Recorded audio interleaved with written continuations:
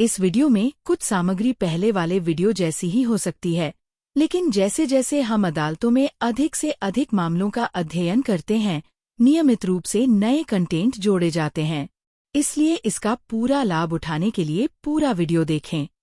कानूनी विशेषज्ञ जो ट्रायल स्टेज पर वास्तविक अदालती मामलों का कॉन्टेस्ट नहीं करते हैं, वे दो न्यायाधीशों के सर्वोच्च न्यायालय के निर्णयों के साथ सरल समाधान प्रस्तुत करते हैं, जो ओबिटर डिक्टा निर्णय हैं और जो भारत के संविधान के अनुच्छेद 141 के अनुसार किसी अन्य मामले पर लागू नहीं होते हैं।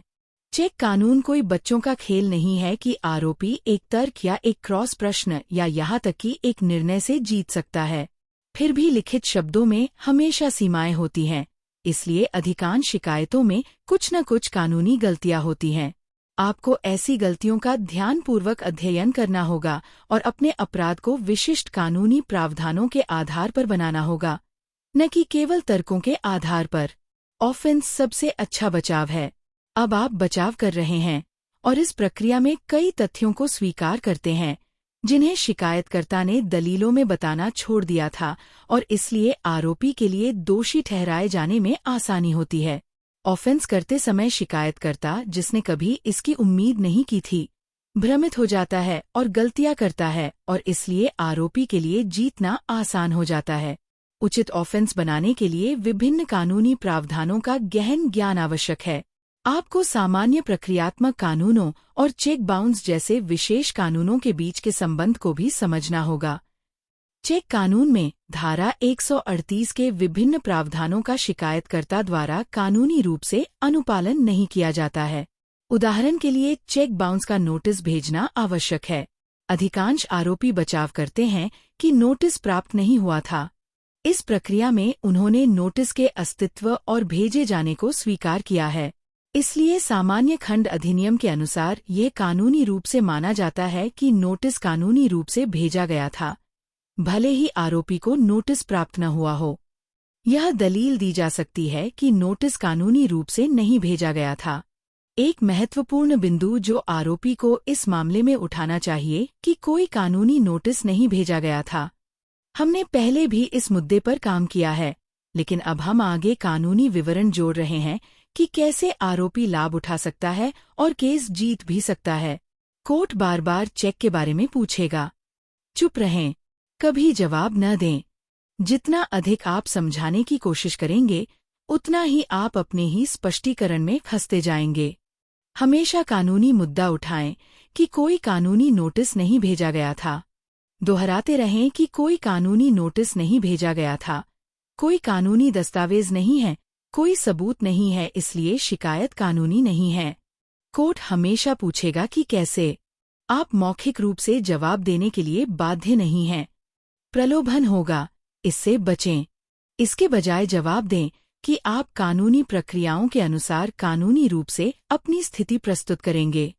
यहाँ तक कि धारा 313 के तहत अपने जवाब में भी आपको वही दोहराना चाहिए या लिखित में जवाब देने का अनुरोध करना चाहिए।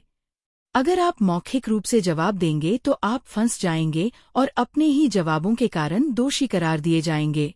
इसलिए याद रखें कि आप किसी भी कानून के तहत मौखिक रूप से जवाब देने के लिए बाध्य नहीं हैं। भारत के संविधान के अनुच्छेद 20 के अनुसार आपको किसी भी कानून या प्रक्रिया के तहत खुद को दोषी ठहराने के लिए बाध्य नहीं किया जा सकता। कृपया अदालत को विनम्रता से लेकिन दृढ़ता से बताएं कि भारत के संविधान के तहत कानून और प्रक्रियाओं के अनुसार मुकदमा चलाया जाना चाहिए। मौखिक सुनवाई आरोपी के साथ बहुत बड़ा अन्याय होगा। अब नोटिस के मुद्दे पर आते हैं। कानूनी नोटिस आरोपी को भेजा और प्राप्त किया जा सकता है या नहीं मिला हो सकता है, लेकिन शिकायत में इसका सबूत कानूनी होना चाहिए। हमने भारत में कहीं भी एक साधारण शिकायत नहीं देखी है जहां आरोपी को भेजे गए नोटिस के लिए कानूनी सबूत हों। हरमन इलेक्ट्रॉनिक्स मामले में 3 बेंच के फैसले में सुप्रीम कोर्ट ने परिभाषित किया है कि नोटिस देना और नोटिस प्राप्त करना 2 अलग-अलग मामले हैं। यहाँ तक कि नोटिस के बारे में सामान्य खंड अधिनियम की धारा 27, जो ज्यादातर आरोपियों के खिलाफ इस्तेमाल की जाती है, विशेष रूप से कहती है कि नोटिस प्राप्त होने के तथ्य का हमेशा खंडन किया जा सकता है। सर्वोच्च न्यायालय के 3 न्यायाधीशों के वीरेंद्र प्रताप सिंह के निर्णय में कहा गया है कि केवल चेक बाउंस ही अपराध नहीं है, जब तक कि धारा 138 के सभी प्रावधानों का अनुपालन न किया जाए। और बीराजी मामले में एक अन्य 3 पीठ के निर्णय में सर्वोच्च न्यायालय ने आदेश दिया है कि किसी भी मामले में दलीलों से परे कोई सबूत नहीं दिया जा सकता है, जबकि शिकायतकर्ता शिकायत की दलीलों से परे नहीं जा सकता है, लेकिन आरोपी के रूप में आपको पूरी स्वतंत्रता है। अपने ऑफेंस से रहस्य पैदा करें, जो कि शक्ति है। यह प्रतिद्वंद्वी और उसके वकील की सोच को पंगु बना देगा। इसलिए कुल मिलाकर आरोपी यह दलील दे सकते हैं कि कोई कानूनी नोटिस नहीं भेजा गया था और इसलिए शिकायत कायम रखने योग्य नहीं है। इस मामले में लिखित आदेश पारित करने के लिए अदालत से अनुरोध करें। यदि आदेश आपके विरुद्ध है तो आपके पास संशोधन में जाने के अवसर होंगे। यह मामले के अंतिम निर्णय के बाद अपील में जाने से कहीं अधिक सरल और बेहतर समाधान है। किसी भी मामले में आरोपी के हाथ में एक और सबसे महत्वपूर्ण हथियार प्रमुख प्रश्नों लीडिंग क्वेश्चंस द्वारा जिरा है। लाखों में से केवल एक ही व्यक्ति प्रमुख प्रश्नों के उचित महत्व और प्रभाव को जानता है। अधिकांश कानूनी विशेषज्ञ सीधे सवाल डायरेक्ट क्वेश्चंस पूछने का सुझाव देते हैं, जो शिकायत को साबित करते हैं और आरोपी के खिलाफ जाते हैं।